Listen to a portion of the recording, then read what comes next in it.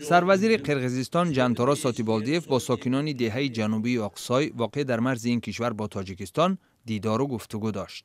ساتیبالدیف وعده داد که ساختمان راه ماشینگرد در منطقه مورد بحث میان قرقیزستان و تاجیکستان ادامه خواهد یافت.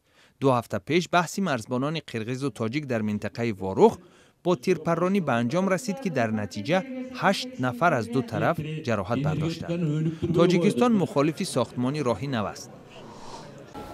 در حالی که اعتراضهای مخالفین حکومت اوکراین در میدان استقلال شهر کیف ادامه دارند، سروزیر اوکراین میکولا ازاروف به استعفا رفت.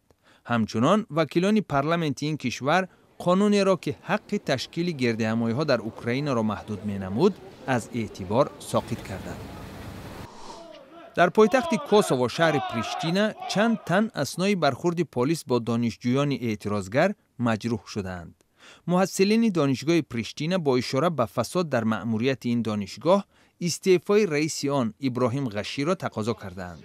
طبق گزارش‌های رسیده پلیس کمش 25 دانشجوی را بازداشت نموده است.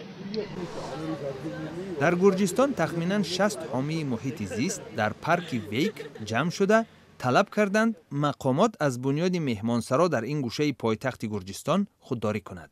گردآمدگان میگویند تا زمانی که مقامات تبلیسی برنامه ساختمان مهمانسرا را کنار نگذارند، آنها از پارک بیرون نخواهند شد.